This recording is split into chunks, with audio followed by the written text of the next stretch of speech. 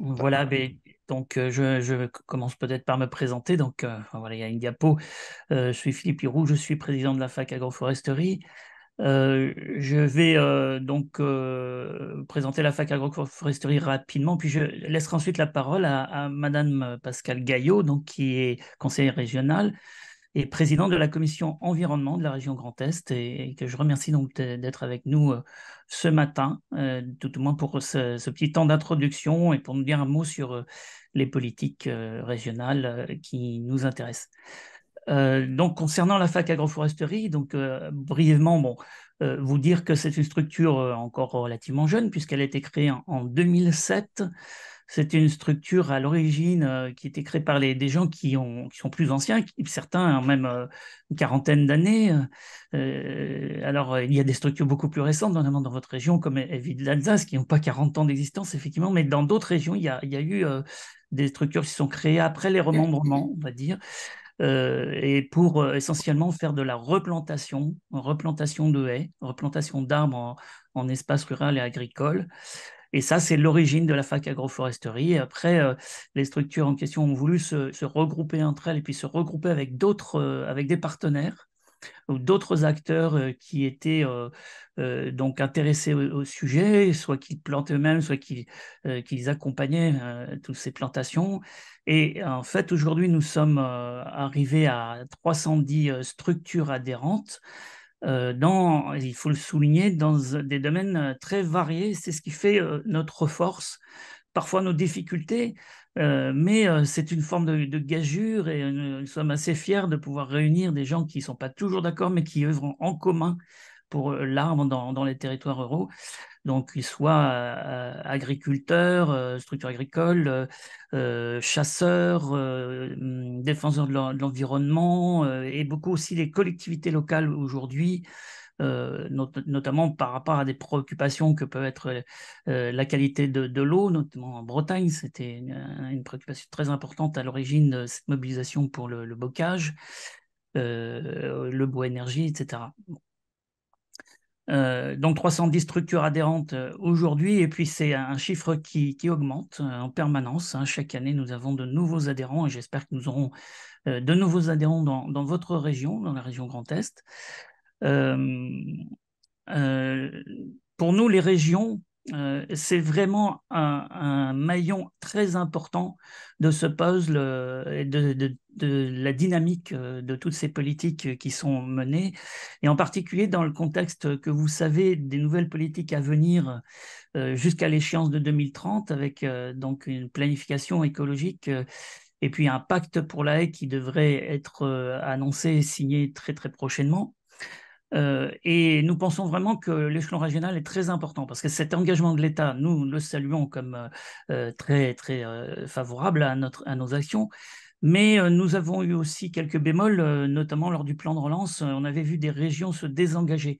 Et finalement, ce que l'on veut, nous, c'est pas que l'État se substitue aux régions ou réciproquement selon leur humeur, entre guillemets, excusez-moi, mais qu'il y ait vraiment une additionnalité, une conjonction des forces entre les moyens des régions et les volontés politiques des régions et les moyens et les volontés politiques de l'État.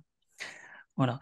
Je rappelle donc à l'origine de ce pacte, enfin à l'origine, restons modestes, mais en tout cas, nous avons beaucoup travaillé quand même à la fac agroforesterie pour nourrir le pacte pour la haie et aussi le rapport qui précédait le rapport du Conseil des espaces ruraux et de l'agriculture, le CGAER.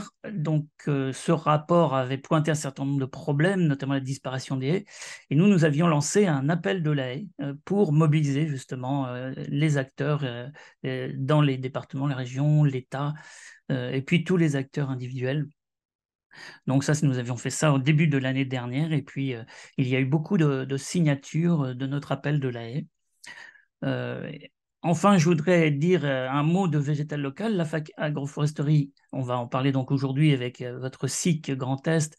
La fac a été à l'origine de végétal local. C'est nous qui avons porté le projet, bon, pas tout seul, avec les conservateurs botaniques en particulier, et Plantes et Cités à Angers.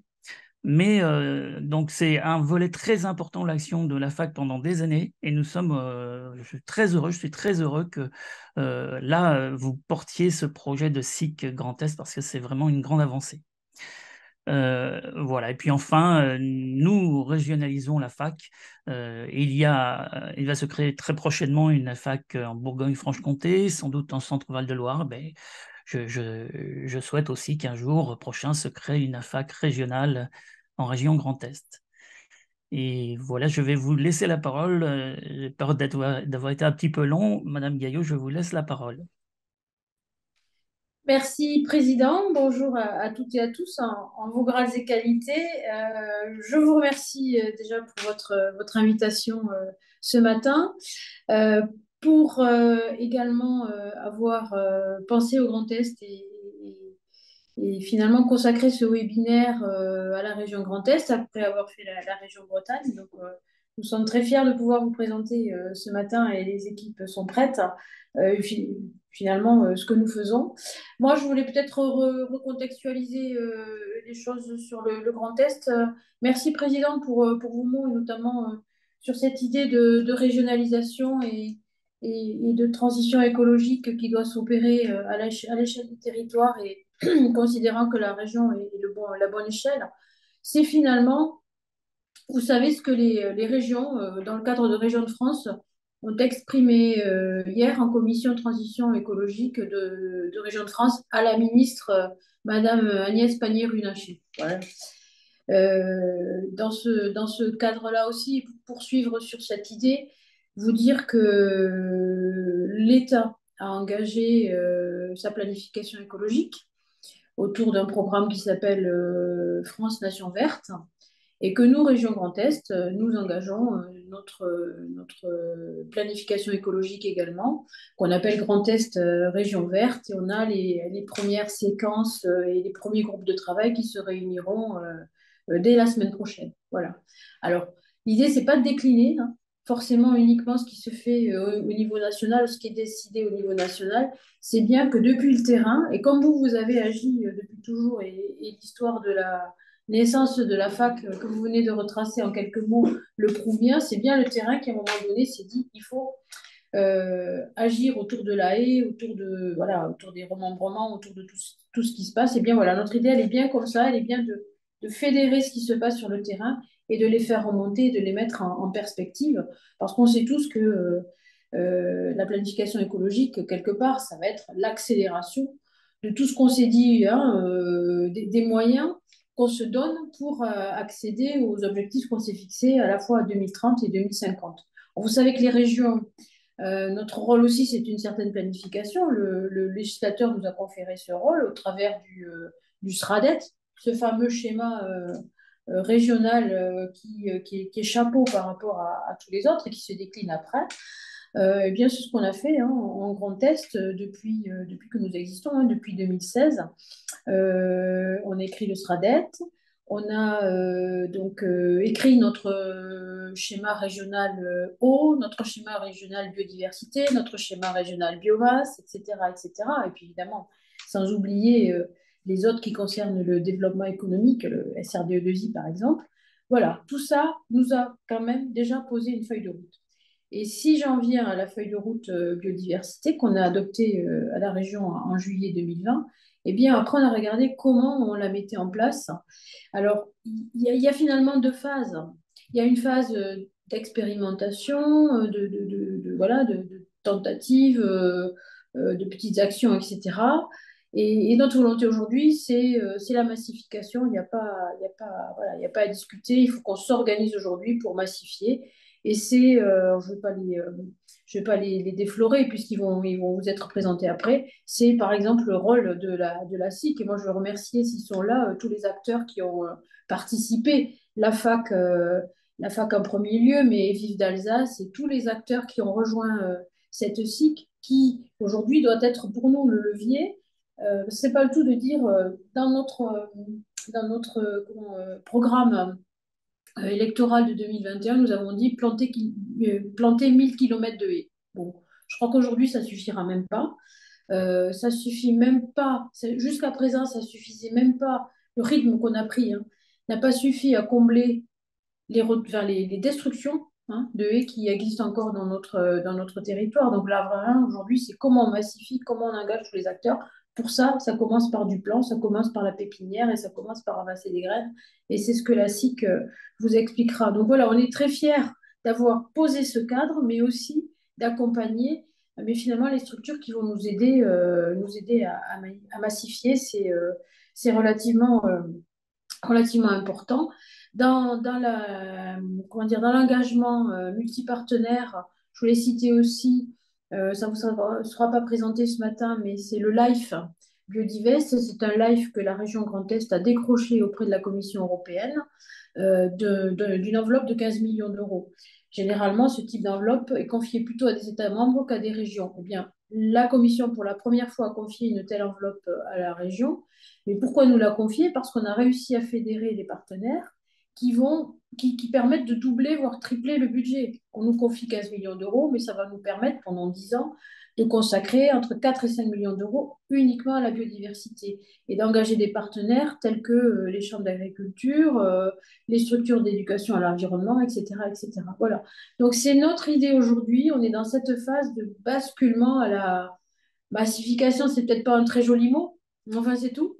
Et donc, toutes vos initiatives de l'appel de la haie ou du pacte pour la haie, hein, je crois que c'est comme ça qu'il va s'appeler au niveau national, et bien évidemment, on n'a pas attendu qu'ils se mettent en place, mais deux, on les rejoindra bien volontiers et bien évidemment, parce que ça correspond totalement à ce que nous voulons faire dans notre territoire. On a également, en juin, mis en place un cadre, je veux dire pour l'instant, de programme d'accompagnement de la ressource alimentaire pour les pollinisateurs, un plan pollinisateur à notre échelle, qui est un cadre et on attend aujourd'hui que les associations et que les acteurs aussi puissent venir nous porter des projets dans ce cadre-là. Voilà, donc globalement, si je me résume, tout ce qui concourt à enrayer la chute de la biodiversité dans nos espaces, qu'ils soient agricoles, qu'ils soient forestiers, qu'ils soient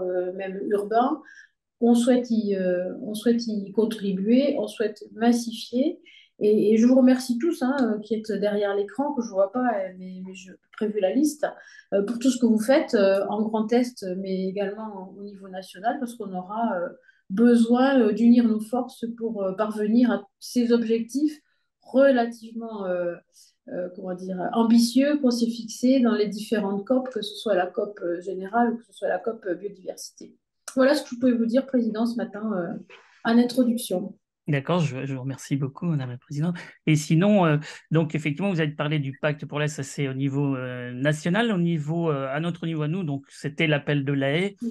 Ça reste quand même symbolique et il y a déjà donc 4 régions qui l'ont signé.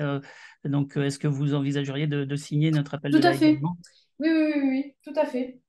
C'est, Nous sommes prêts à D'accord, le ben, signer. Oui. c'était très important pour nous parce que aux côtés de l'État, enfin nous sommes engagés dans une sorte de bras de fer d'une certaine façon avec l'État. Enfin c'est peut-être un grand mot, mais nous tenons aussi à ce que ce pacte pour la haie soit exigeant et il nous emmène effectivement loin avec de vrais changements dans les politiques qui ont été menées parce que comme vous l'avez rappelé, on peut plus se permettre de continuer, par exemple, à perdre 20 000 kilomètres de haies et plus par an pour en planter beaucoup moins, quoi. Et puis, il faut engager de nouvelles façons de faire, notamment de gestion, de changer les modalités de gestion des haies, d'entretien.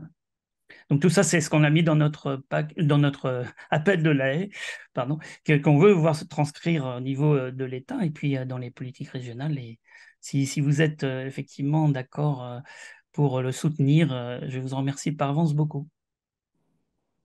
Je vous le confirme. Merci. Merci, Bonne mais, séance et bon travail à tous, hein. Je suis merci à vous. obligée de vous laisser, mais merci beaucoup, en tout cas, de votre invitation. Merci. Donc, on va poursuivre les présentations. Donc, je prends la parole. Donc, le déroulé va être le suivant. Nous allons avoir une introduction sur l'organisation de cette politique au sein de la région. Et ensuite, on aura 3 parties, chacune qui sera entrecoupée de questions d'une dizaine de minutes. Donc, on vous laisse la possibilité donc bien sûr de les mettre dans le chat et nous les gérons derrière pour les poser aux intervenants. Donc, nous aurons une première partie sur le développement et la structuration de la filière végétale locale en Grand Est, une deuxième partie sur les plantations en milieu agricole, bilan et perspectives par rapport à un programme précédent et au programme nouveau, et enfin une troisième partie sur les mesures phares du programme régional Trame verte et bleue. Donc, chacune des parties seront présentées par les intervenants suivants. Donc, pour la région Grand Est, donc Céline Bernard-Gardès, qui est chargée de mission au service biodiversité, et Estelle Proano, qui est chef de pôle expertise et projet au service biodiversité également. Donc, ils seront accompagnés toutes les deux de témoignages donc de Christophe Ringensen, donc, coordinateur de la SIC végétale Nord-Est, d'Amélie Mandel, la directrice de l'association Et Vive d'Alsace, et de Virginie Wolf, directrice du service urbanisme et environnement Ville de Saint-Louis, qui vont donc du coup par leur présentation illustrer la politique qui va vous être présentée. Voilà, donc je laisse la parole donc à Estelle Proano pour démarrer les présentations.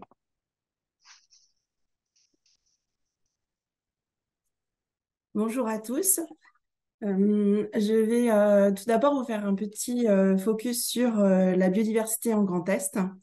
D'où est-ce qu'on part? En Grand Est, nous avons une variété de milieux naturels et de paysages, qu'il s'agisse des milieux humides, des forêts, des milieux agricoles. Mais cette richesse est menacée. On a plusieurs indicateurs qu'on mesure via l'Observatoire régional de la biodiversité mis en place par la région et ses partenaires, qui nous montrent des chiffres plutôt inquiétants. Par exemple, moins 30% des oiseaux inféodés aux espaces agricoles en 15 ans. Donc, une biodiversité qui s'effondre, le terme est peut-être un peu alarmant, mais c'est aussi pour mieux agir derrière, malgré tous les services écosystémiques que nous apporte cette biodiversité. Donc, pour réagir à cela, Madame Gaillot en a parlé tout à l'heure, nous avons mis en place une stratégie régionale biodiversité pour fixer le cap et un cadre d'action pour la région et l'ensemble de ses partenaires. Ça a été une démarche qui a duré à peu près 1 an avec l'élaboration d'un diagnostic, des orientations stratégiques et l'établissement d'une feuille de route. Donc, de 2020 à 2027, nous nous sommes fixés 6 axes de travail et 36 défis. Protéger l'existant, reconquérir les milieux dégradés, améliorer l'efficacité et la cohérence des politiques publiques, limiter les pressions. Et pour cela, il faut aussi mieux connaître la biodiversité pour la préserver et aussi, bien sûr, mobiliser l'ensemble des acteurs. Donc, dans reconquérir les milieux dégradés, on retrouve des objectifs qui concernent la préservation et la plantation des haies et de la trame verte et bleue. Alors, pour mener toutes ces actions, nous nous appuyons aussi sur une gouvernance de la biodiversité qui s'est mise en place progressivement. Donc, tout d'abord, par rapport à l'observation de la biodiversité et la mesure d'indicateurs, nous avons mis en place un observatoire régional de la biodiversité qui permet d'élaborer de nombreux indicateurs aussi sur les milieux, mais aussi sur les pressions, sur les espèces. Donc, voilà, c'est très variés. Et ces indicateurs, vous pouvez les retrouver sur la plateforme régionale biodiversité, qui est une plateforme qui rassemble des actions de l'ensemble du collectif régional biodiversité. Donc, le comité régional pour la biodiversité, qui existe aussi dans les autres régions, qui est notre instance de gouvernance de la biodiversité régionale, avec un copilotage État-région, 130 membres, et qui se réunit régulièrement pour discuter de sujets là aussi variés. Ça peut aller de l'impact des énergies renouvelables sur la biodiversité jusqu'à les questions de gestion forestière pour préserver la biodiversité, par exemple. Et notre deuxième instance de référence par rapport à la gouvernance de la biodiversité, c'est le Conseil scientifique régional du patrimoine naturel, donc CSRPN, avec également un copilotage État-région, et qui a plutôt un rôle d'expertise, d'apport en termes de scientifique, en termes de méthodologie également, et qui est une source importante et qui nous accompagne sur de nombreux projets que l'on mène en Grand Est et qui sont présentés régulièrement et qui sont soumis à l'avis du CSRPN. La stratégie régionale biodiversité, donc j'y reviens pas, on vient d'en parler dans la continuité du SRADET. Et donc pour la mise en œuvre de cet ensemble, de cette gouvernance et également des actions, nous nous appuyons sur un collectif régional. Nous n'avons pas d'ARB en Grand Est, mais nous avons un peu l'équivalent. Donc ce collectif régional biodiversité se réunit très régulièrement, 1 fois par mois, et regroupe les personnes de l'État, de la région, des 3 agences de l'eau de notre territoire et de l'Office français pour la biodiversité. Il nous permet de se coordonner par rapport à nos différentes actions et d'agir ensemble, puisqu'on a aussi des politiques que l'on mène vraiment de manière concertée et commune avec ce collectif. Donc, pour en revenir au sujet du jour, donc la haie, alors on a essayé d'avoir une approche la plus globale, la plus intégrée de la haie en Grand Est et de se préoccuper des différents aspects de la haie, de la graine jusqu'à l'entretien de la haie, parce que c'est vraiment important d'avoir cette approche globale et de ne pas juste se préoccuper de la plantation, mais bien de prendre en compte l'ensemble du cycle de vie d'une haie. Donc, vous voyez sur ce petit schéma, on a repris ces différents axes. Donc là, tout ce qui est approvisionnement. On va en parler très précisément tout à l'heure. De l'aspect plantation, c'est souvent ce point-là qu'on voit le plus, mais il y a également l'entretien et la gestion qui sont de plus en plus importants et on y reviendra aussi en fin de webinaire. Et pour bien être sûr d'agir au bon endroit, au bon moment et avec les bons acteurs, tout ce qui est suivi, évaluation, qui est également très important. Donc là, on va dans cette partie, on va arriver à la première partie, pardon, donc le développement, la structuration de la filière végétale locale en Grand Est. Et donc sur le schéma d'avant, on est sur la gauche du schéma avec l'approvisionnement, donc la marque végétale locale et la SCIC Végétale Nord-Est qui a permis de décliner cette démarche dans le Grand Est.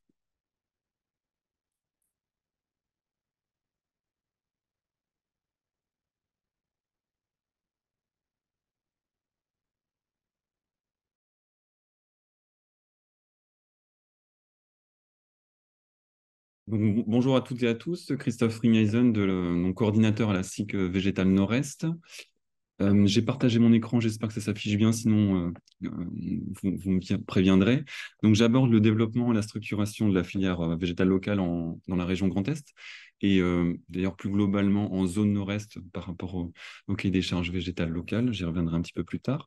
Et donc je vous raconterai un peu l'histoire, comment on est arrivé à la création d'une SCIC dans notre territoire. C'est assez unique en France pour le moment, pas forcément transposable partout, et ça part d'un contexte particulier. Je détaillerai un petit peu les activités qu'on prend en charge au niveau de la SCIC avec l'ensemble des associés.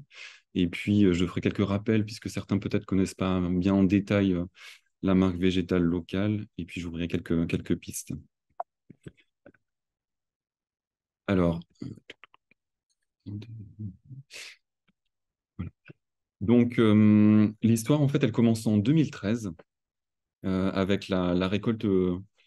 La récolte de ligneux qui est pris en charge par quelques bénévoles, un petit groupe de bénévoles en fait au sein de l'association Évite d'Alsace, qui se sont mis en tête en fait cette idée au lieu d'acheter des jeunes plants dont on ne savait pas forcément la traçabilité, on ne connaissait pas la traçabilité par rapport à la graine, en fait, de refaire de la collecte en milieu naturel, d'espèces sauvages et locales, et de les fournir à des pépiniéristes pour qu'ils puissent récupérer les plants dans le cadre de reconstitution de haies.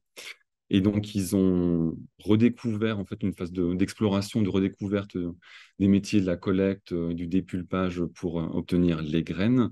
Et également, ils ont développé des partenariats. Et ce qui a été majeur, en fait, c'est d'identifier tout de suite une pépinière, la pépinière Vadel-Vininger, qui a joué le jeu en fait, et qui a obtenu des très bons résultats lors des premières livraisons de graines, ce qui a permis à la filière de démarrer et de prendre forme.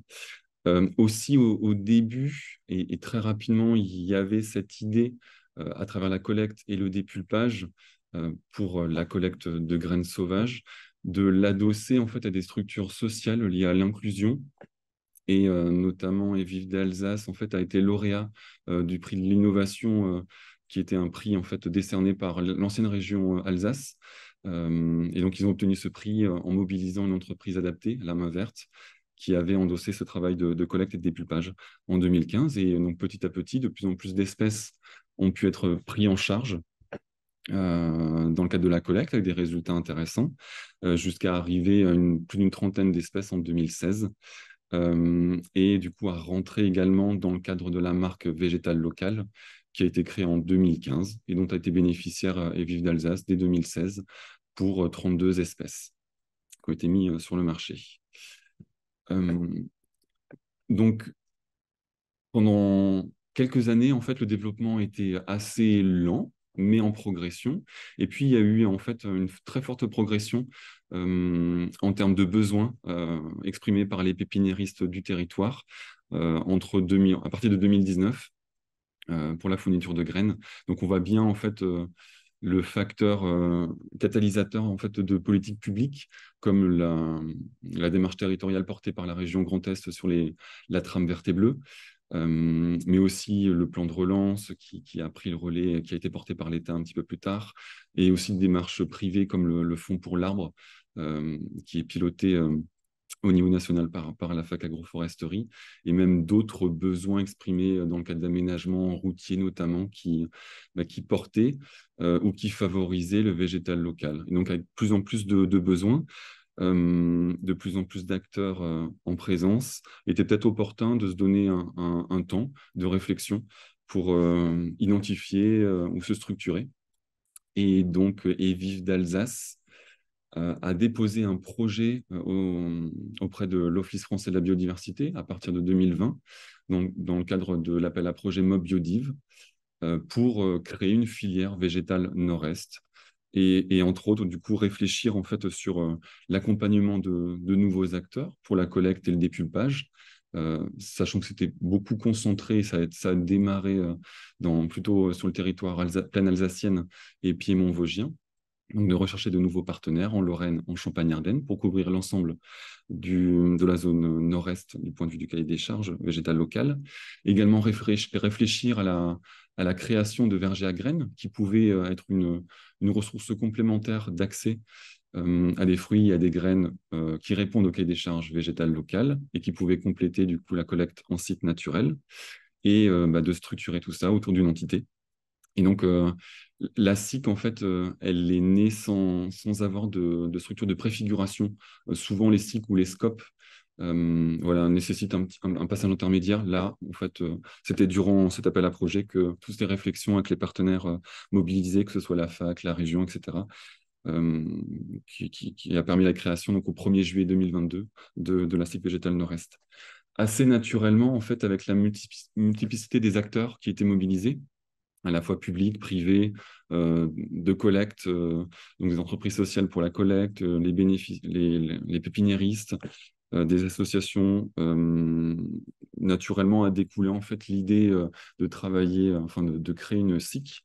Et on a été accompagné par l'Union régionale des SCOP dans ce cadre-là, pour gagner en efficacité, produire suffisamment de graines et refléter en fait cette image coopérative.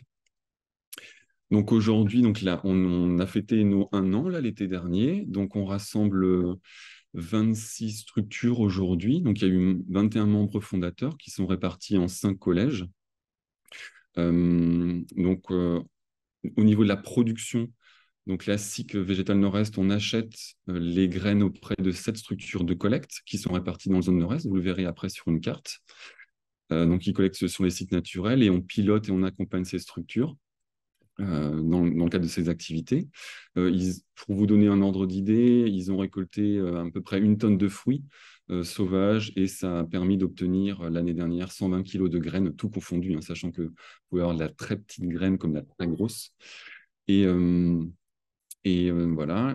Ensuite, ces graines-là sont traitées, travaillées au niveau de la SIC et livrées aux bénéficiaires producteurs de végétaux, qui sont les pépiniéristes, essentiellement des pépiniéristes de jeunes plants, enfin, exclusivement aujourd'hui quasiment, et qui ont permis la production l'année dernière, enfin, avec la livraison de graines de l'année dernière, une estimation de la production d'environ 400 000 plants. Voilà. Les autres collèges, donc, c'est le collège des institutionnels qui est représenté par la région Grand Est. C'est aussi une nouveauté en fait qu'une structure, une collectivité rentre dans une SIC et ce qui nous permet en fait de gagner en cohérence, de s'inscrire dans la stratégie régionale biodiversité, d'être une priorité et d'avoir un appui aussi bien technique que politique. On l'a bien vu avec l'intervention de Madame Gaillot. par rapport à la stratégie sur l'approvisionnement et pour la reconquête de la biodiversité.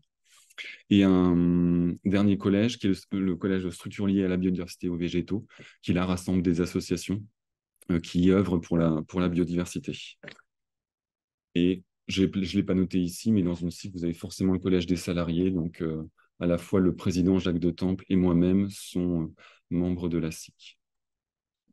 En termes de mission, donc, on a vocation à porter la production de graines et de semences. Donc, on s'appuie pour ça sur un réseau de partenaires et dans le cadre de différentes missions.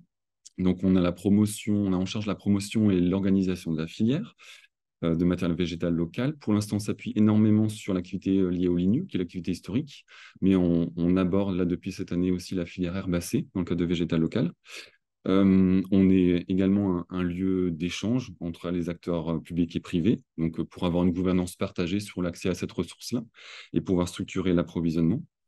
Donc, on centralise toutes les graines au niveau de notre siège qui est situé à Colmar, au niveau d'un quartier qui s'appelle le Biopôle, donc dans un écosystème de recherche et favorable à ces activités-là autour du vivant, donc, où les graines sont traitées, tracées, puis ensuite délivrées aux pépiniéristes. Et on a aussi vocation à offrir des services à nos pépinières bénéficiaires, notamment en levant la dormance. C'est le fait que ces graines de ligneux, en fait, ont des inhibitions et ne germent pas immédiatement. Et donc de leur proposer un traitement adéquat dans le cadre d'équipements que l'on dispose. Et un petit peu, pour certains qui connaissent la filière forestière, d'être un petit peu l'équivalent d'une mini-sécherie de l'Ajoux, voilà, qui est située en Bourgogne-Franche-Comté, pour l'approvisionnement de graines végétales locales. On a également la supervision et la gestion des vergers à graines, donc, qui sont adossés des structures de l'économie sociale et solidaire. On a 3 qui sont répartis sur la zone nord-est, un dans chaque unité naturelle, enfin, un qui rassemble l'unité naturelle Alsace et Vosges, et puis un en Lorraine et un en Champagne-Ardenne. Et enfin, de travailler sur les axes recherche et développement que je développerai un petit peu plus loin. Donc voilà, pour développer et rendre ces solutions applicables partout sur le territoire. Donc on s'appuie sur la marque végétale locale. Vous avez ici le logo.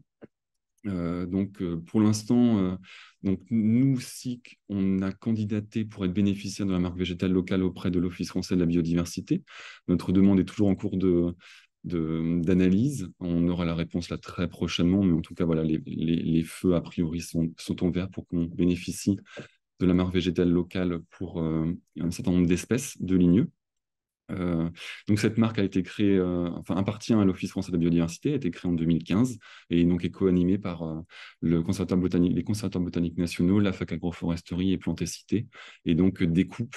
La France est découpée en 11 régions d'origine, plus 12 pour les Outre-mer, et donc la SIC porte bien en fait sur cette zone nord-est au sens du référentiel, du règlement d'usage et du référentiel technique de la marque végétale locale. Donc ça dépasse un petit peu l'échelle du Grand Est, peut déborder sur les Hauts-de-France, le bassin parisien et puis sur la Bourgogne-Franche-Comté. Ici, sur cette carte, vous avez les acteurs collecteurs, donc les 7 structures. En partant d'ouest en est, vous avez le CIVAM de l'Oasis, qui est une association de développement agricole et rural, donc qui réalise les collectes pour l'unité naturelle Champagne-Ardenne. En Lorraine, sur les coteaux calcaires lorrains, donc on a 2 structures qui collectent, les Alpes de Varise, la FAEDAM, qui est située près de Metz, et depuis cette année, Chantier Service 88.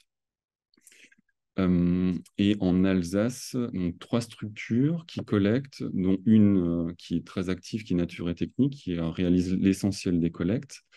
La Sava, qui est un de nos partenaires historiques, moins actif pour le moment, et les ateliers du Sungo, situés en sud Alsace, qui est un chantier d'insertion qui donc gère et entretient le verger à graines.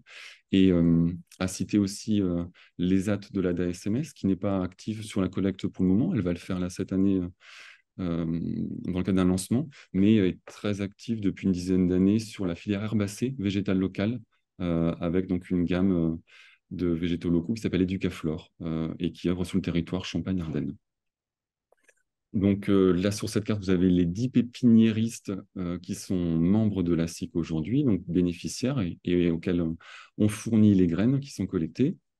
Donc vous avez des pépinières forestières qui ont une diversification et un fort développement sur le végétal local, qui ont une dimension soit régionale, soit nationale. Pépinière Naudet, Millon, pépinière Quatre Champs, pépinière Vadel-Vininger, et également d'autres pépinières qui sont plus en progression, qui ont été accompagnées en fait depuis 2020 par le réseau AFAC Agroforesterie Vive d'Alsace dans le cadre de leur projet d'installation et qui montent en puissance très activement. Et donc, ils complètent la production de plants pour que, in fine, on puisse répondre à l'ensemble des besoins sur le territoire et viser le 100% de végétal local à terme. En termes d'axes de développement 2023-2025, on a 4 grands axes qui sont soutenus notamment par la région Grand Est et que l'on souhaite porter.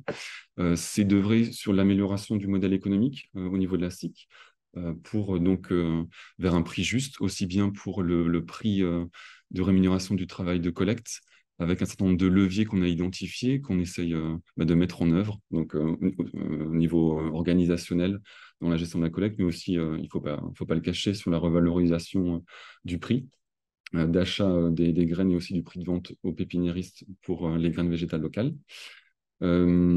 Travailler sur la recherche et développement lié aux graines prêtes à germer, donc sur le traitement des graines lors de la stratification, avec un certain nombre d'investissements nécessaires encore pour compléter et d'avoir un pool en fait, de conditions de température et d'humidité pour avoir le traitement adéquat des graines, et aussi des partenariats de recherche et d'instituts techniques pour acquérir les compétences et le savoir-faire qui se fait voilà, sur le moyen terme et voire le long terme.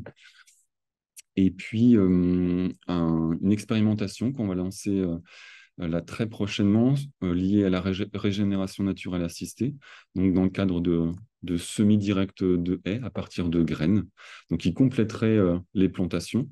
L'idée, c'est de gagner en coût et d'avoir des retours d'expérience concrets dans différents contextes via différents itinéraires techniques. On a d'ailleurs recruté pour cela un apprenti qui va suivre ce projet de manière plus fine. Et enfin, la filière herbacée, avec le transfert de semences, donc le fait de brosser des prairies, le fait de récolter avec une moissonneuse-batteuse des prairies, donc des mélanges directement, pour pouvoir les mobiliser sur des projets de restauration écologique et devenir en complément des solutions que peuvent offrir des semenciers qui sont déjà présents sur notre territoire, comme la Noungesser ou bien l'ADA SMS. Et voilà, d'avoir une autre solution basée sur la nature pour implanter des couverts herbacés. Et on travaille également avec Bion Grand Est et le parc naturel régional des Ballons des Vosges sur un projet Interreg avec nos partenaires allemands qui comporterait un axe herbacé en milieu viticole et qui nous permettrait du coup de bénéficier d'une mise en réseau d'acteurs à ce niveau-là. Voilà. Donc ça a été une présentation très brève. Je vous renvoie sur le site internet. Vous avez les coordonnées, vous le retrouvez dans le diaporama. Donc le site végétalnordest.com avec un certain nombre d'outils. Vous avez l'ensemble des partenaires qui sont mobilisés, donc les 26 structures plus les financeurs. Et je finis par une petite photo de famille. Voilà, qui, lors de l'inauguration officielle de la SIC qui a eu lieu à Varize à l'octobre dernier. Voilà. Oui, bonjour, je vais reprendre la main pour vous présenter cette deuxième partie dédiée aux plantations en milieu agricole, notamment sur la partie bilan et perspective. Je vais juste avant de faire ce focus, reprendre un petit peu sur la stratégie régionale en faveur de l'agroforesterie, donc cette stratégie qu'on a voulu en région Grand Est, basée sur les défis qui étaient ciblés dans la stratégie régionale biodiversité dont a parlé Estelle tout à l'heure. Qui précisait notamment d'accompagner cette émergence d'une filière végétale locale, mais aussi de lancer effectivement et de déployer des projets de restauration de la biodiversité en espace agricole. Un petit point complémentaire juste sur cette question de stratégie. Dans l'Observatoire Grand Est de la biodiversité, il y a également des indicateurs et des questions évaluatives qui portent sur les haies et les bandes enherbées et tout ce qui est biodiversité en milieu agricole, qui nous guide un petit peu dans nos actions et dans nos réflexions. Un des premiers résultats de cet observatoire qui nous permet de donner quelques chiffres et une vision globale de la haie en Grand Est, c'est la cartographie et le schéma ci-joint. Donc, c'est 75 000 km de haies en Grand Est, c'est 5% du linéaire national. Donc ici, les haies sont en orange et toute la partie verte, pardon, c'est les forêts. Donc on voit bien toute la connexion entre nos linéaires de haies et les milieux forestiers en Grand Est et donc les enjeux qu'il peut y avoir à maintenir tous ces espaces de haies pour faire les continuités écologiques au niveau de notre territoire. On l'a dit tout à l'heure et Madame Gaillot l'a soulevé, hein, que notre dynamique de plantation sur les 10 dernières années, estimée à plus de 680 hectares, n'a pas suffi à compenser la perte de haies qui a pu se faire. Donc, on a effectivement à la fois un enjeu à maintenir et à continuer sur la plantation, mais aussi un enjeu à conserver, entretenir et gérer durablement les haies existantes. Donc, dans ce contexte-là, en 2020, on est sorti le plan de relance de l'État avec la mesure Plantons des haies sur lesquelles on voulait faire un petit zoom aujourd'hui. Donc, je vais parler aujourd'hui un peu pour la DRAF, qui a été l'organisateur de ce dispositif en Grand Est et qui a souhaité associer la région Grand Est durant toute sa mise en œuvre pendant ces 2 dernières années. Donc, le programme Plantons des haies, au niveau national, c'était plus de 7 km de haies d'objectifs de plantation sur 2 ans, une enveloppe globale de 50 millions d'euros qui pouvait être dédiée à de l'animation et de l'investissement. En Grand Est, l'organisation a été faite avec ces 2 volets. Un appel à projet dédié à de l'animation pour les structures à vocation agricole et environnementale qui pouvaient accompagner les porteurs qui souhaitaient planter des haies et des aliments d'arbres intraparcellaires. C'est ce qui a été appelé l'animation amont et puis l'animation aval avec les conseils sur l'entretien et la gestion post-plantation. Le deuxième volet de cette mesure, c'était l'appel à projet investissement, avec cette fois-ci l'accompagnement financier pour la plantation de haies et d'alignements d'arbres intraparcellaires, avec des enjeux qui n'étaient pas seulement ceux de continuité écologique, de trame verte et bleue, mais bien des enjeux écologiques, climatiques, hydrologiques, pédologiques ou encore agronomiques pour les exploitants agricoles. En Grand Est, l'objectif qui était fixé dans le plan de relance, c'était 750 km de haies et une enveloppe dédiée de 5,5 millions d'euros. En termes de bilan, il est assez conséquent et je pense qu'il a été assez surprenant vu la dynamique qui a commencé dès l'ouverture de la mesure. On a comptabilisé plus de 612 dossiers qui ont été déposés au niveau des DDT pour leur instruction, avec plus de 500 km de haies, qu'elles soient un rang ou 2 rangs, et surtout plus de 200 km d'arbres intraparcellaires, ce qui était quand même beaucoup plus que ce qui avait été envisagé dans notre territoire. En termes d'indicateurs, donc on avait déjà en brut dépassé les 750 km envisagés et avec les indicateurs plan de relance, on est à plus de 1000 km de haies, donc l'objectif était rempli. Si on regarde un petit peu cette carte, on a un peu la répartition des plantations avec effectivement un pic de plantation plutôt dans la Marne, ce qui peut paraître surprenant puisque c'est quand même les grandes plaines céréalières de notre région. Et pourtant, on a un très grand nombre d'exploitants agricoles qui sont très, très favorables à la plantation de haies et pour lesquels, effectivement, il pouvait y avoir des déficits d'accompagnement financier. Et donc, l'arrivée du plan de relance est tombée à point nommé pour avoir effectivement les enveloppes nécessaires pour pouvoir faire ces plantations et avec des taux d'intervention très intéressants puisque les agriculteurs étaient accompagnés à 90% de leurs dépenses. Et le système qui a été mis en place était un système de barème, donc avec un système d'instruction relativement simple, puisque les agriculteurs n'avaient pas à fournir ni de devis ni de facture pour pouvoir bénéficier de cette subvention. En termes financiers, donc il y a une enveloppe dédiée, donc je l'ai dit tout à l'heure, à l'animation. Donc c'était des subventions qui ont été versées directement aux structures qui pouvaient aller accompagner les porteurs de projets pour plus d'1,2 million d'euros sur 2 ans. Alors en fait, c'est sur 4 ans puisqu'ils accompagnent la plantation jusque le 31 décembre 2024 où les derniers dossiers de demande de paiement doivent être déposés. Donc, il y avait 7 structures en Grand Est qui se sont organisées sur le territoire. En fait, 7 structures, c'est-à-dire 7 chefs de file, puisque certaines structures s'organisaient entre elles. Donc, ça faisait pas moins de 12 à 13 structures qui pouvaient accompagner localement les agriculteurs et les collectivités dans leurs projets. Sur l'enveloppe d'investissement, donc directement les financements dédiés à la plantation, il y a une organisation un petit peu particulière, puisqu'en milieu de programme, l'enveloppe dédiée de l'État dans le plan de relance a été très rapidement consommée. Et donc, l'État s'est retourné vers la région et ses partenaires du collectif, à savoir les agences de l'eau et l'ADREAL, pour se dire effectivement, est-ce que des financements complémentaires pourraient être apportés pour que l'on puisse ne pas laisser tomber cette dynamique et continuer d'engager des dossiers jusque décembre 2022. Il y a eu une réflexion commune et il a été proposé effectivement par les élus régionaux d'abonder dans ce sens en adjoignant au plan de relance de l'État des reliquats des fonds FEADER, donc les fonds européens destinés au développement rural, donc pour plus de 2 millions d'euros. Et les agences de l'eau, donc Rhin-Meuse et Seine-Normandie, ont suivi également pour ces cofinancements sur l'ensemble du territoire, ce qui a porté finalement l'enveloppe dédiée à l'investissement à plus de 6 millions d'euros, alors que je rappelle, l'enveloppe globale animation et investissement était initialement prévue de 5,5 millions d'euros. Donc ça, c'était effectivement un bilan très positif sur le plan de relance. Les dossiers ont été engagés jusqu'en 31 décembre 2022. Les plantations peuvent se faire jusqu'au 31 décembre 2024. Et effectivement, c'est posé derrière la question de quelle dynamique aller suivre pour ne pas laisser tomber ces projets et qu'on puisse continuer à accompagner les agriculteurs sur les territoires. Et donc, à ce stade-là, effectivement, la région a souhaité développer dans le cadre de la nouvelle programmation FEADER une nouvelle mesure FEADER agroforesterie.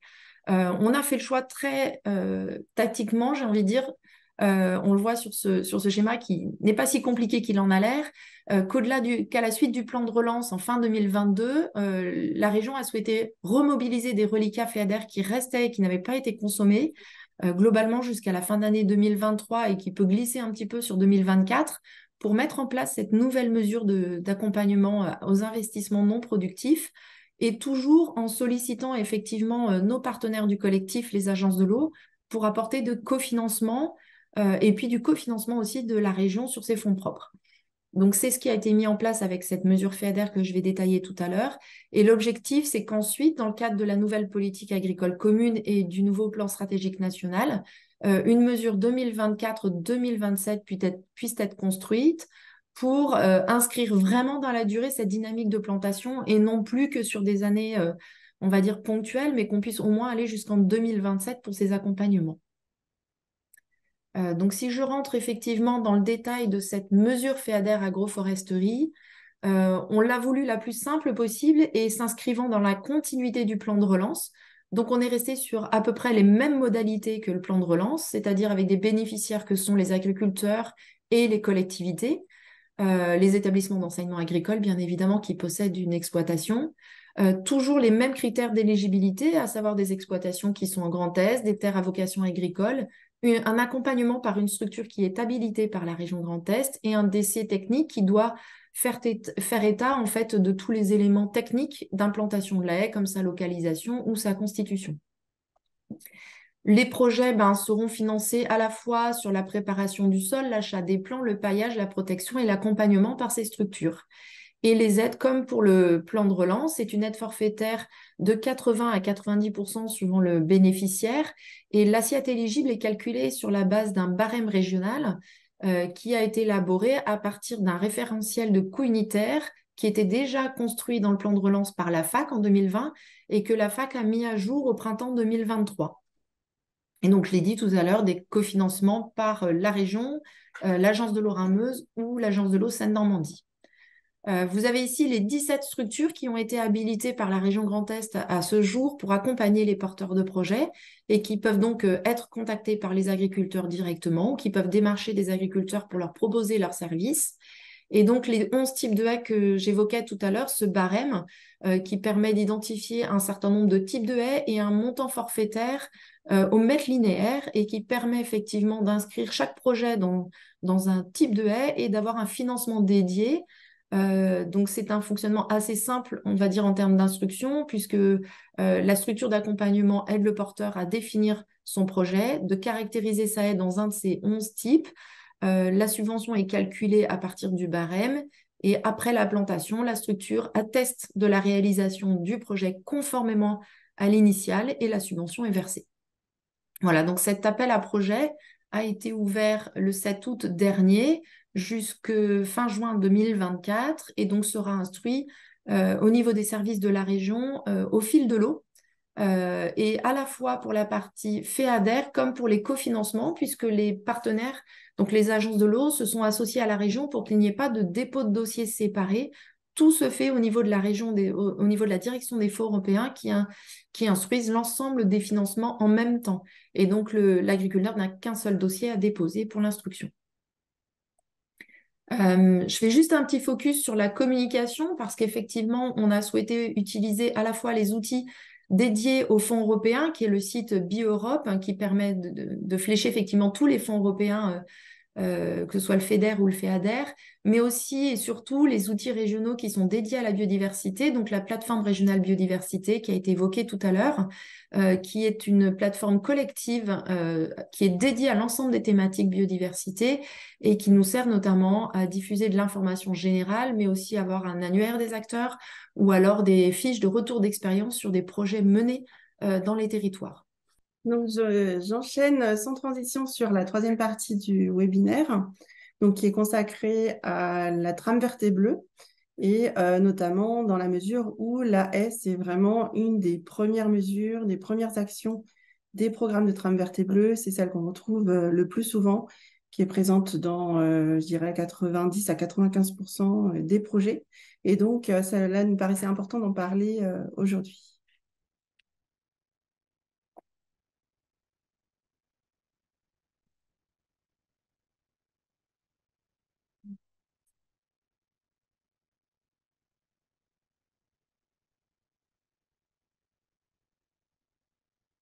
Donc, un petit rappel rapide sur le concept de trame verte et bleue. Donc, la trame verte et bleue, c'est tout simplement la somme de deux choses, deux éléments. D'une part, les réservoirs de biodiversité, qui sont des ensembles qui peuvent être de taille variable et qui constituent des ensembles riches en biodiversité, qui recouvrent un certain nombre de zonages environnementaux. Je ne rentrerai pas dans les détails, mais qui sont des zones préservées.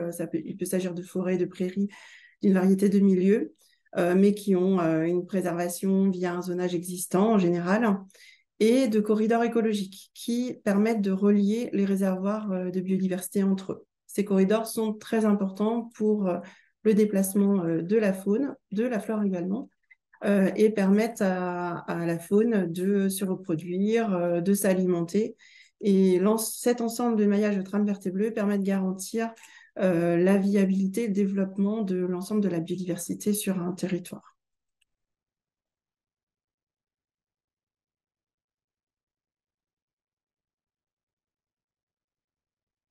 Donc, à l'échelle du Grand Est,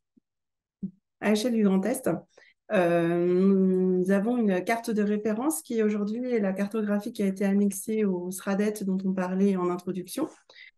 Donc, cette carte vous permet de voir un petit peu les continuités écologiques vraiment à l'échelle, les grandes continuités à l'échelle régionale, et donc de voir un peu à quoi ressemble ce maillage à l'échelle d'un territoire comme une région.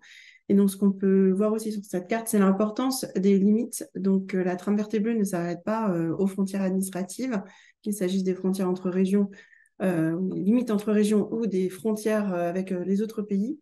Et donc, ça, c'est aussi très important pour nous de travailler sur une trame verte et bleue qui continue en dehors de la région Grand Est.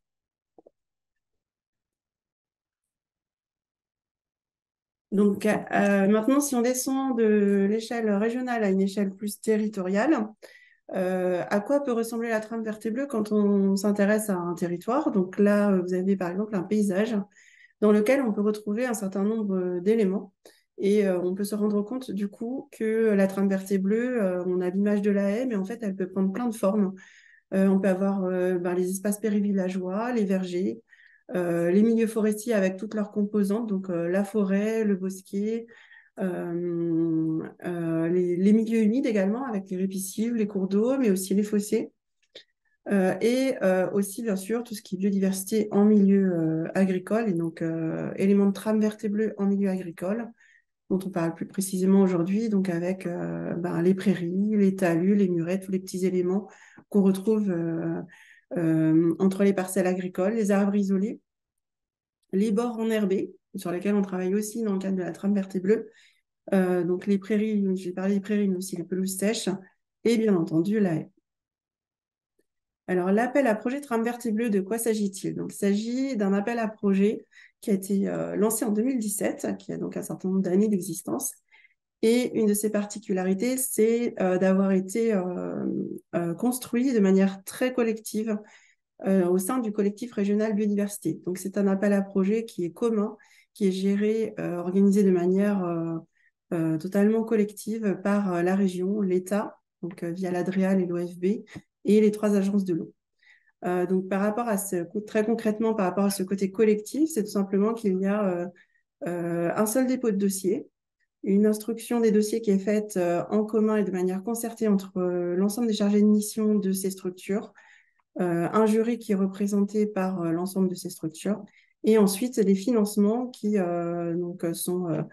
sont adaptés en fonction de nos possibilités et en fonction des projets pour pouvoir financer au mieux l'ensemble des projets qui ont été déposés. Donc, on a 2 sessions par an, 31 mars, 30 septembre, et à peu près une enveloppe de 4 à 5 millions d'euros par an.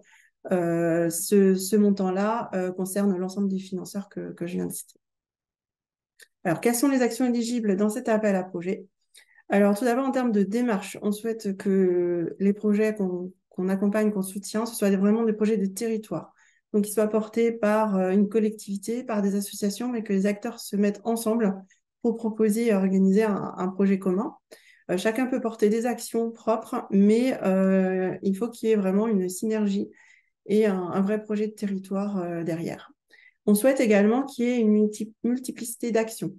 Donc, il ne s'agit pas juste de planter des haies ou de restaurer une zone humide. On veut vraiment qu'il y ait une implication sur un ensemble d'actions trame verte et bleue. Pour cela, on peut s'appuyer sur des études et des diagnostics. Donc, on encourage les collectivités, les territoires qui n'ont pas encore d'études trame verte et bleue à en réaliser et on les soutient financièrement pour cela. Donc, diagnostic trame verte et bleue ou études qui permet l'intégration dans les documents d'urbanisme. Le volet principal, c'est bien entendu les travaux. Donc, on essaye d'avoir 2 tiers, dans un projet, 2 tiers du montant du projet qui correspond à des travaux. Donc, des actions concrètes. Alors, ça peut être la maîtrise foncière, mais c'est principalement des travaux de restauration, de création de trames vertes et bleues. Donc, tous les éléments que vous avez vus tout à l'heure sur le paysage, on peut soutenir leur réalisation dans le cadre des projets trames vertes et bleues. Et on finance aussi les volets un peu indispensables si on veut s'assurer d'une bonne réalisation de projets dans le temps. C'est l'animation, aussi les volets sensibilisation, communication et l'animation territoriale, donc la coordination et le pilotage. Donc, vous voyez sur la droite et gauche de la diapo un peu les différents thèmes sur lesquels on peut intervenir via des projets trame verte et bleue. Donc, on peut intervenir, ce n'est pas trop l'objet aujourd'hui, mais aussi sur le milieu urbain, périurbain. Avec des projets de restauration de milieux, de corridors en zone urbanisée. Mais c'est vrai que les principaux projets concernent plutôt le milieu agricole et le milieu rural. À peu près 80% des projets financés concernent le milieu agricole et le milieu rural, donc avec le maintien de la biodiversité. Et puis voilà, un petit clin d'œil, on peut aussi travailler sur la trame thermophile, et sur des choses plus spécifiques dans nos projets. Alors là est mesure phare de l'appel à projet. Donc c'est une mesure phare car on la retrouve dans 90% des projets. J'ai du mal à trouver un projet qui n'aurait pas eu au moins une plantation de haies dans les actions qu'on a financées.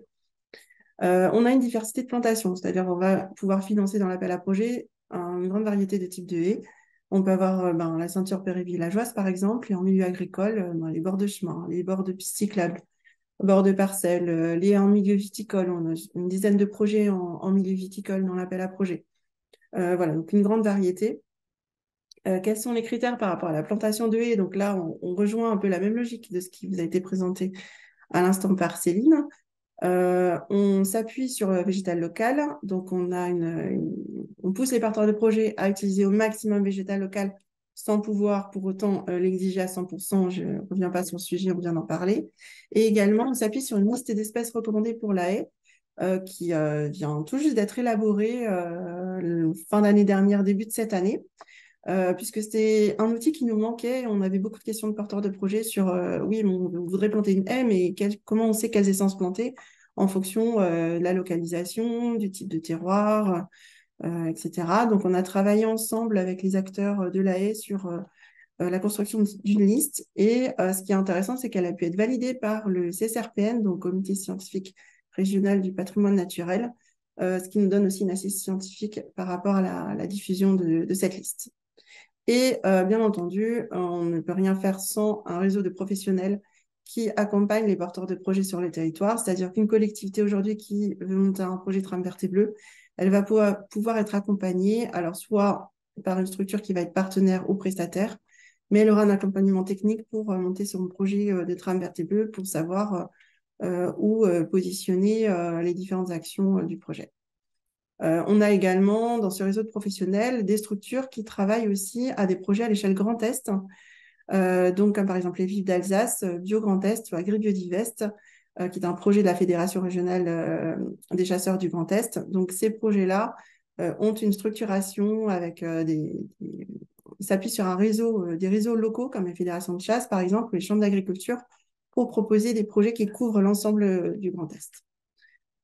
On peut le voir justement sur cette carte. Donc, vous avez deux cartes qui montrent les projets financés sur les 4 premières années de l'appel à projet. À gauche, vous avez une carte qui montre justement les projets Grand Est dont je viens de parler. Donc, tous les petits points, ce sont des haies. Alors là, il y a aussi les mares sur cette carte. Des haies ou des mares qui ont été réalisées par les porteurs de projets à l'échelle Grand Est. Et à droite, vous avez les projets de territoire, donc portés dans la majorité des cas par des communautés de communes ou des associations. Alors, quelques chiffres pour terminer sur cet appel à projet. On a 195 projets de territoire qui ont été déposés depuis 2017, sur lesquels on a retenu 152 projets qui donc sont financés dans le cadre de l'appel à projet Tram vert et bleu. Les financements, donc ça peut être aussi bien la région que l'État, que les agences de l'eau. On essaye de s'organiser au mieux pour être le plus efficace possible dans la manière dont on va monter les plans de financement des projets. Donc au total, plus de 18 millions d'euros d'aide apportés par ce collectif régional, dont 7 millions par la région Grand Est. Et voilà, en termes d'indicateurs, on a par exemple plus de 150 km de haies qui ont été plantés, mais aussi la création de mares, des arbres d'alignement, etc. Alors, quelles sont les perspectives? Tout d'abord, poursuivre le développement de cet appel à projet. On a aujourd'hui, avec le Life Biodivest qui est évoqué par Madame Pascale Gaillot en introduction, un ensemble de chargés de mission qui peuvent aujourd'hui accompagner encore plus les territoires à monter des projets de tram vert et bleu. Donc, l'ingénierie qui, en milieu rural, est parfois un des éléments clés à ce sujet-là, on a ce renfort grâce au Life Biodivest. Notre objectif, c'est de démultiplier les projets, c'est-à-dire qu'il y ait de l'essaimage sur les territoires et donc un projet tram vert et bleu mené sur une collectivité puisse être partagé avec les collectivités alentours et donner envie aux collectivités qui sont autour de, elles aussi, s'engager dans un projet.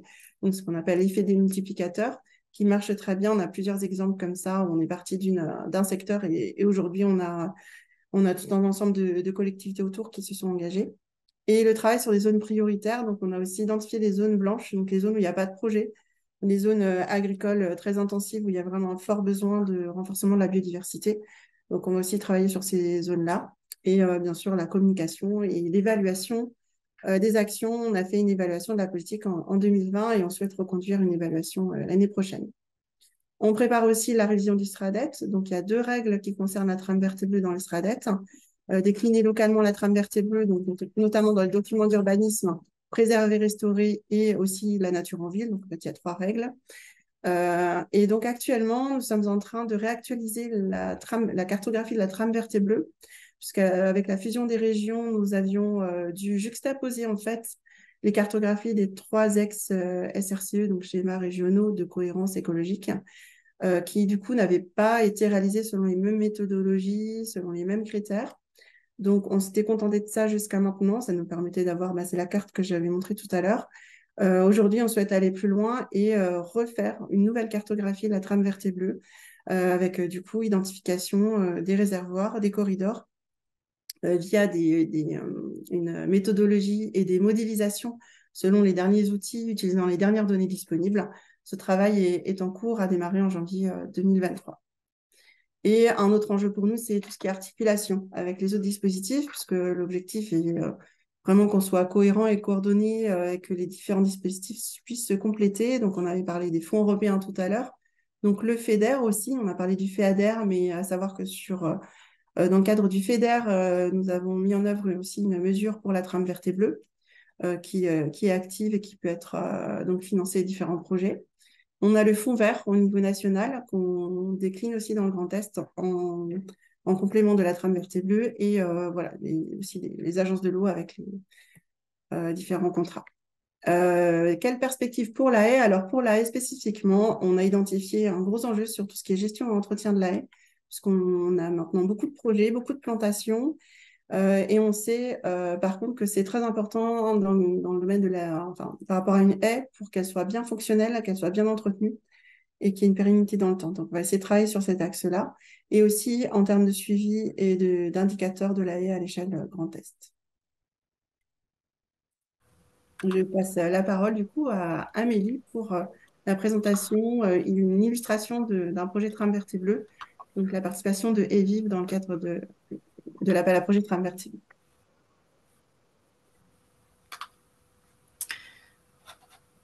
Bonjour à tous. Donc, je suis Amélie Mandel de l'association EVIV d'Alsace.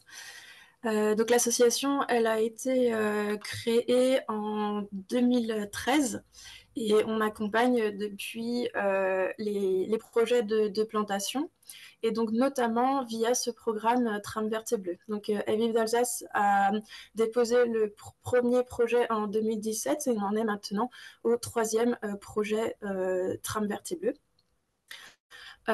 Comme l'expliquait Estelle, donc nous la particularité c'est qu'on a un projet territorial, donc on accompagne les plantations sur toute l'Alsace et ponctuellement sur les départements limitrophes, notamment en Moselle. Et notre cible en particulier, ce sont les agriculteurs, les collectivités et également quelques associations. Et en plus du projet qu'on porte directement, on est régulièrement contacté par des collectivités qui portent eux-mêmes leur projet Trame verte, donc pour les accompagner sur les actions de plantation. Donc au niveau des collectivités, ça peut être des communes, des communautés de communes, des PETR, etc. Je vous ai mis un petit graphique qui représente l'évolution du nombre de plants que EVIV d'Alsace a accompagné au fur et à mesure des années. Et on se rend bien compte que ce programme Trame verte et bleue a vraiment permis de lancer une nouvelle dynamique. Comme vous pouvez voir, en 2018, c'est à partir de là qu'il y a eu vraiment une augmentation du nombre de plants accompagnés. Et entre autres aussi en 2021 avec l'arrivée du plan de relance qu'on a également accompagné. Pour vous donner plus de précisions sur concrètement comment on accompagne ces plantations, et du coup les porteurs de projets de plantation. Notre objectif, c'est vraiment de faciliter pour le planteur toute l'organisation et la mise en place de la plantation, et également, bien sûr, que techniquement, ces plantations soient correctement réalisées. Donc pour ça, on accompagne autant sur le plan technique que logistique et qu'au niveau du chantier de plantation. Donc, sur l'accompagnement technique, après avoir des premiers échanges avec le planteur, on va sur le terrain pour réaliser une visite et mieux cibler tous les enjeux, les contraintes et les objectifs de la plantation. À la suite de ça, on réalise un dossier technique qui va reprendre tous les éléments qui vont nous permettre les échanges avec le planteur et le jour J de pouvoir mettre en œuvre la plantation. En ce qui concerne l'accompagnement logistique, on prend en charge en fait la commande des plants et des fournitures, donc notamment les protections, pour faciliter le lien avec les pépiniéristes et en plus de cela pour avoir en fait un taux maximal de plants en végétal local. Parce que du coup, ça nous permet de passer, disons, des grandes commandes aux pépiniéristes au lieu que chaque planteur commande pour sa propre plantation. Et on a donc au fil du temps une sorte de partenariat qui s'est mis en place avec les différents pépiniéristes qui nous permet de pré-réserver ces plants végétales locales et ainsi d'assurer voilà, le maximum des plantations avec ces plants labellisés. Pour le planteur, en fait, la seule chose dont il doit s'occuper, c'est la partie préparation du sol en amont de la plantation et la logistique pour que le paillage soit bien disponible et sur place le jour même. On s'occupe également donc, de l'animation de la plantation et dans le cadre de ce programme Trame verte et bleue, la majorité des plantations sont réalisées dans le cadre de chantiers participatifs. On va donc communiquer sur les plantations, on va gérer les inscriptions des bénévoles, on s'occupe de la coordination avec le planteur pour faire en sorte que tout soit prêt pour le jour J, qu'il y ait tout l'accueil des bénévoles qui soit mis en place et qu'on ait donc une journée conviviale et des échanges possibles entre les bénévoles qui viennent et le planteur. Et ce jour-là, donc le jour de chantier, on anime la plantation. Donc, on a à disposition des outils pour que les bénévoles aient tout le matériel nécessaire. Et on explique tous les gestes techniques pour que chacun puisse faire, que ce soit la personne qui n'a jamais du tout planté un arbre qu'une personne qui aurait l'habitude de le faire. Je vous ai mis une carte pour que vous puissiez visualiser voilà, en 2022, par exemple, la répartition des chantiers qu'on a animés. Et en plus de ça, voir la part en fait de Trame verte dans notre activité. Donc en 2019, par exemple, on a animé 19 chantiers dans le cadre de TVB. Et les autres plantations étaient notamment réalisées dans le cadre du plan de relance et quelques autres sources de financement. En ce qui concerne donc, le dernier projet donc, Trame verte et bleue, donc, qui s'est déroulé de 2020 à 2022, pour vous donner une idée en résumé du déroulé de ce projet. Donc, on a eu un total de près de 32 500 arbres plantés, donc un linéaire de près de 30 km, et on a ainsi accompagné 61 planteurs. Donc, parmi ces planteurs, ce qu'on se rend compte, c'est que les contextes est très variés. On avait notamment des collectivités, mais aussi des agriculteurs de filières, ou même toutes filières, disons. On accompagne aussi bien des éleveurs que des viticulteurs, des maraîchers, des agriculteurs en grande culture. Il y a un projet avec des houblonniers qui s'était également mis en place et un projet avec des apiculteurs. Donc, on peut se rendre compte qu'on est vraiment sollicité d'un point de vue agriculteur par toutes les filières. Les chantiers participatifs, c'est vraiment quelque chose qui plaît beaucoup. Donc, autant pour les bénévoles qui viennent participer, qui peuvent ainsi contribuer à augmenter le nombre d'arbres sur leur territoire, à favoriser la biodiversité, donc à réaliser vraiment une action concrète. Mais ça plaît également beaucoup aux planteurs, que ce soit les collectivités et les agriculteurs, parce que c'est un moment où ils peuvent voilà, ouvrir leurs portes, discuter avec le grand public. Et donc, on a vraiment une action qui rassemble, en plus du fait d'amener quelque chose voilà, de très concret en faveur de la trame verte. Dans notre organisation, ce qui a été également mis en place pour justement que ces chantiers participatifs se déroulent au mieux, c'est qu'on a formé en fait des bénévoles pour nous aider, nous en tant que salariés, à animer ces chantiers participatifs. Donc, quand on a un chantier participatif, on a quasiment tout le temps un animateur bénévole qui va nous seconder et donc qui va permettre de faire en sorte qu'il y ait plus de fluidité, que les gestes techniques puissent être répétés et que voilà, on ait une bonne animation du groupe qui est présent. On a une bonne fréquentation de nos chantiers participatifs. On est toujours entre donc, 15 et 35 personnes, mais la plupart du temps, on est au moins 20-25, on a au moins 20-25 bénévoles. Donc, ouais, c'est une formule qui fonctionne très bien et qu'on a vraiment à cœur de poursuivre. Dans les perspectives et dans du coup le nouveau projet Tram verte et bleu qu'on porte depuis le début de cette année 2023, on a à présent 3 volets différents. Le volet 1, donc, c'est poursuivre les plantations, et cette fois-ci, donc, principalement avec les collectivités, car maintenant, on a les financements FEADER pour les agriculteurs dans la majorité des cas.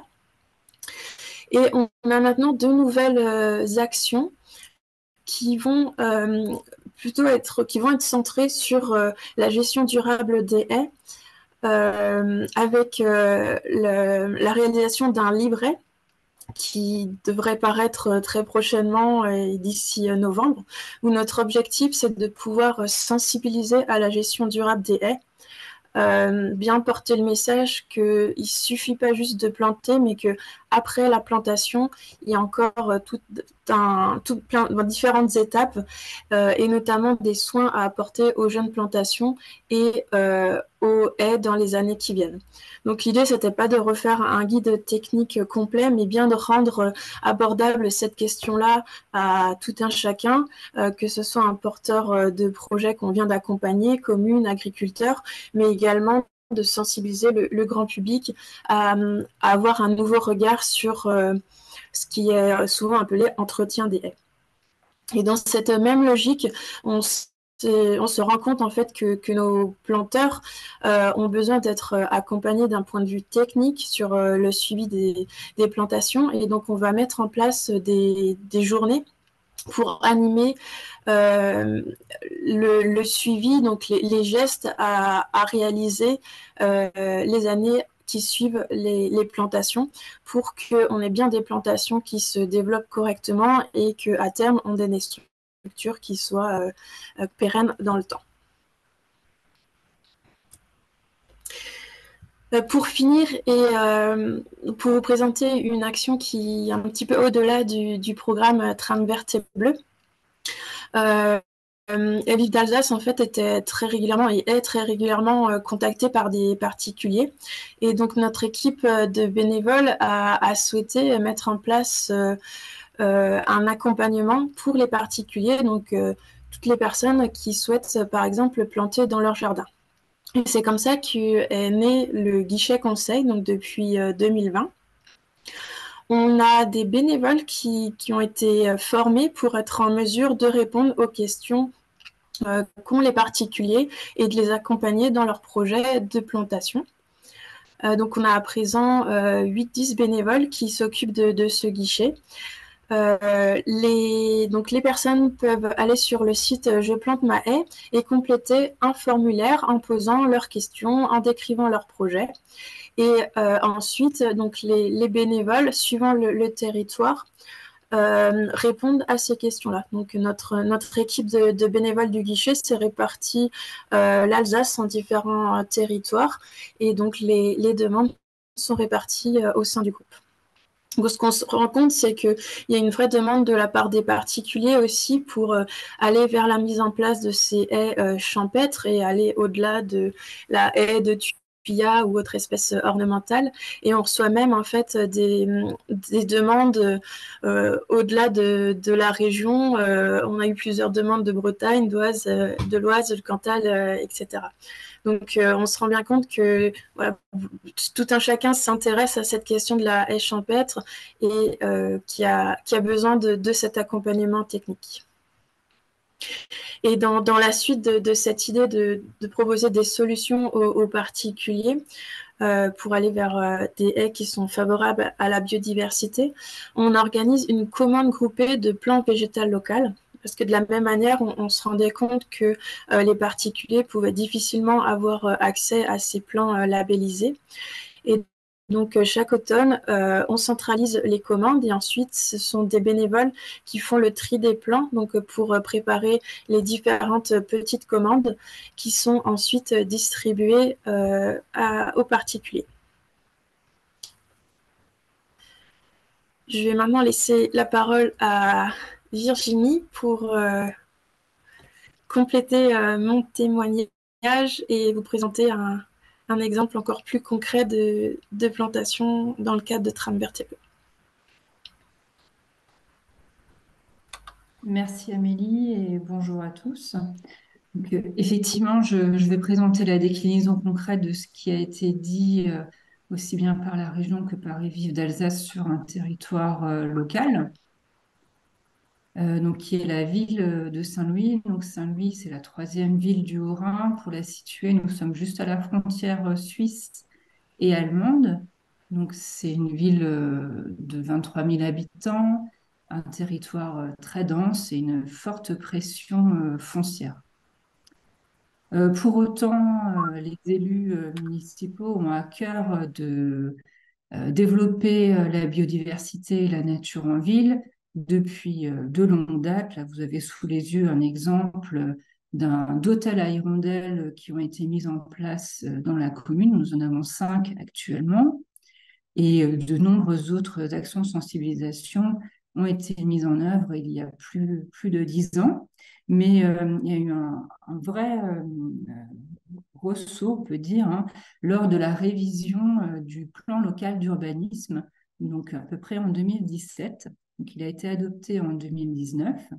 Et dans celui-ci, il a été décidé d'intégrer tout ce qui est paysage, donc protection d'espaces boisés, diagnostic des trames vertes pour les classer, c'est-à-dire en zone à renforcer, à préserver ou en zone à planter. Et de cela, enfin, cela a été complété plutôt par un atlas de la biodiversité communale qui à la fois recense effectivement les espèces en présence, en danger et à protéger, que ce soit pour la faune et la flore, mais aussi nous donne des indications sur tout ce qu'il conviendrait de faire pour améliorer la trame verte locale. En parallèle, nous avons également classé un espace naturel sensible de 25 hectares, donc ce sont des champs, des zones agricoles qui est située en zone humide et que nous aimerions renaturer selon les opportunités foncières.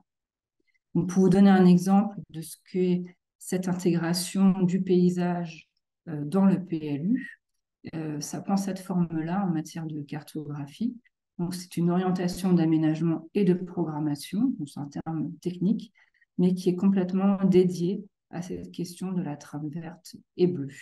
Donc, qui concrètement nous dit où sont les problèmes et où sont les opportunités. Ensuite, la nouvelle mandature, hein, depuis donc, 2020 et jusqu'à 2026, a clairement posé les choses et l'ambition environnementale.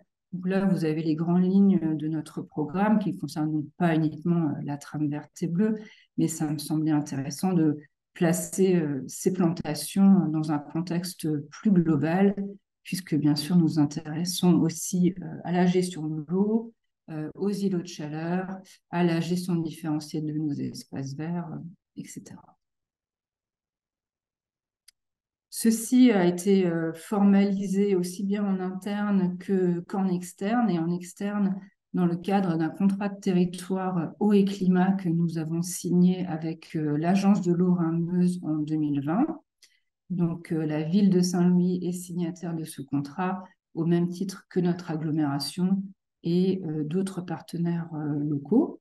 Donc de même, nous avons inscrit un certain nombre d'actions dans ce contrat qui nous permettent d'avoir accès à des financements. Donc la nature en ville en fait partie, mais il y a également des questions de dépollution de sites, de sensibilisation et de gestion des îlots de chaleur.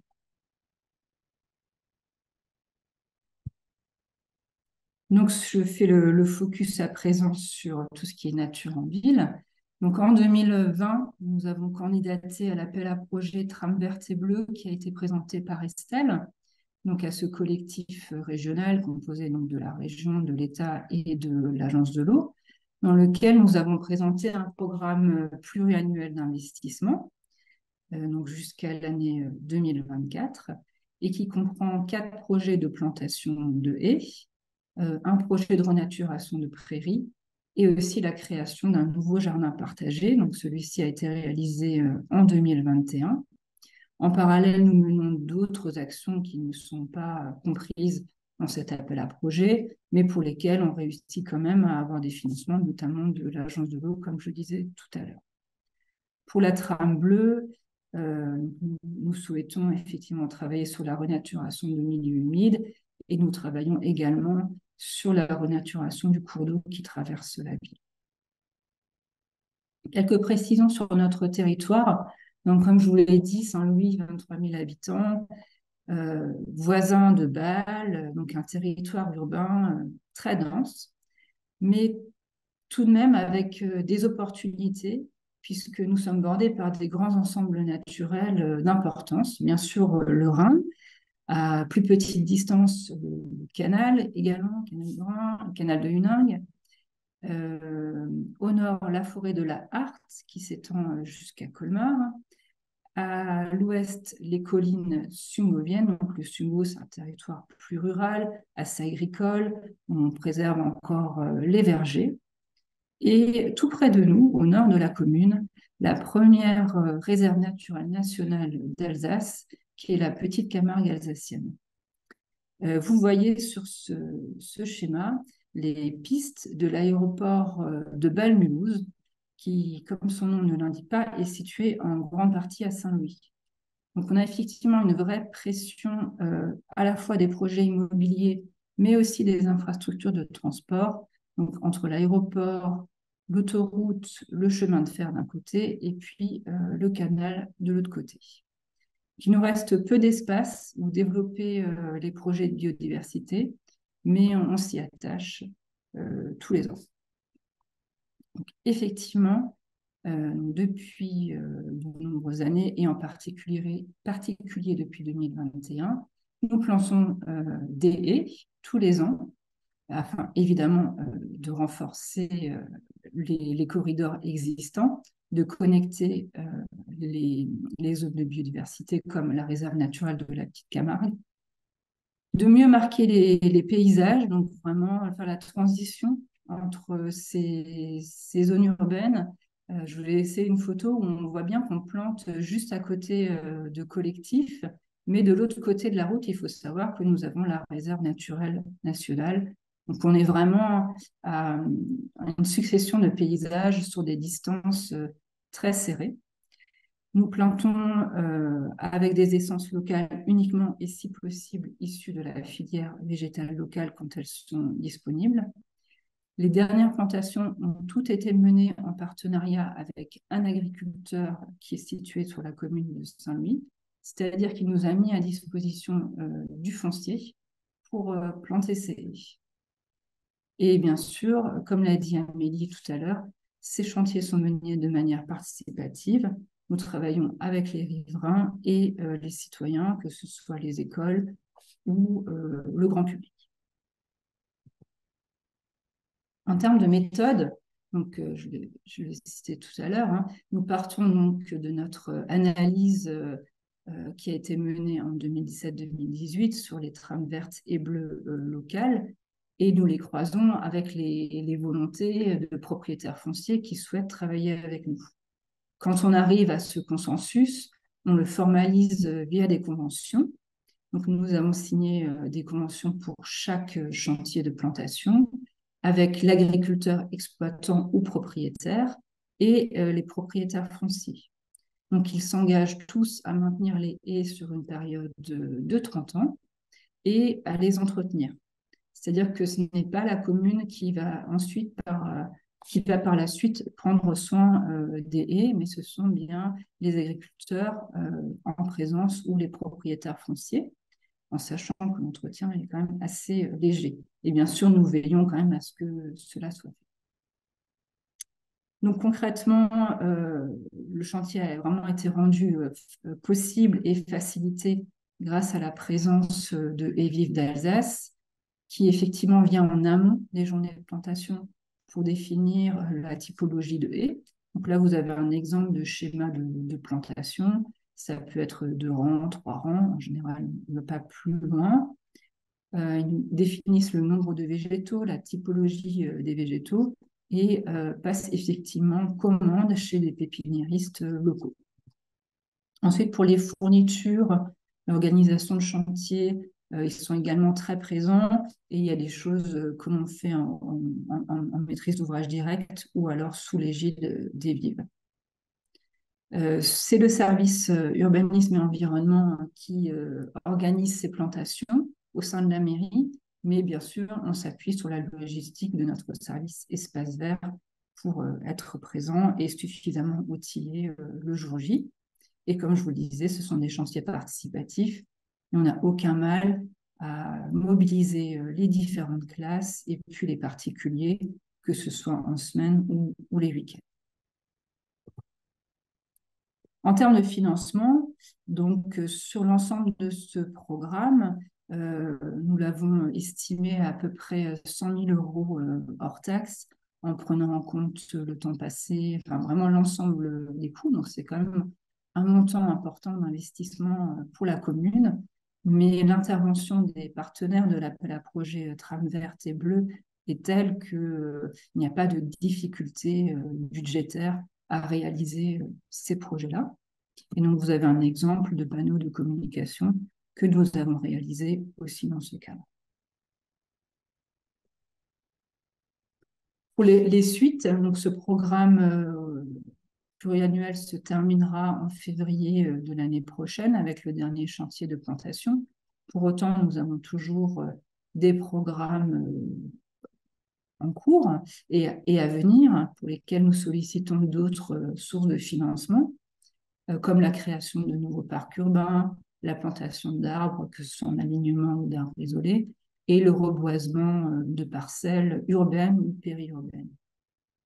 Nous souhaitons aussi mener en parallèle un diagnostic de la trame noire sur la commune et sous l'égide et l'impulsion de Vive d'Alsace, nous lançons une réflexion interne pour se rapprocher du label E, à définir comment on pourra faire ça exactement, mais en tout cas, on y réfléchit. Je suis à la fin de ma présentation et je crois que la région souhaite encore intervenir.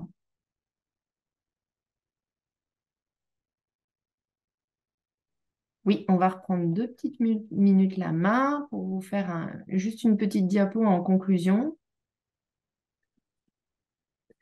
Oui, donc pour donner quelques perspectives par rapport à tous les sujets qui ont été évoqués aujourd'hui, on voulait vous partager nos réflexions par rapport au futur et aux enjeux qui sont à venir maintenant pour nous, en tout cas ceux que nous avons identifiés en Grand Est. Donc, un des enjeux qu'on a identifié, on voit qu'il y a beaucoup d'actions, de partenaires qui travaillent dans le domaine de la haie. On souhaiterait arriver à mieux les mobiliser et mieux structurer cet ensemble d'acteurs pour renforcer encore plus la dynamique qu'on a lancée sur les haies. Donc, ça pourrait se formaliser via, par exemple, créer un espace d'échange, de rencontres, voilà, qui reste à définir. Hein. Ce sont des pistes de réflexion.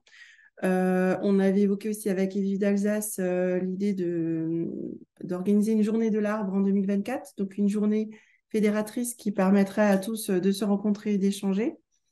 Et pourquoi pas aller vers une structuration régionale. Donc, on avait évoqué en début de réunion aussi les AFAC qui sont créés en région. Donc, pourquoi pas quelque chose de similaire en région Grand Est. Voilà quelques pistes. Et puis pour aller plus loin, une deuxième piste de réflexion, on l'a évoqué aussi aujourd'hui largement, comment gérer et entretenir durablement les haies existantes.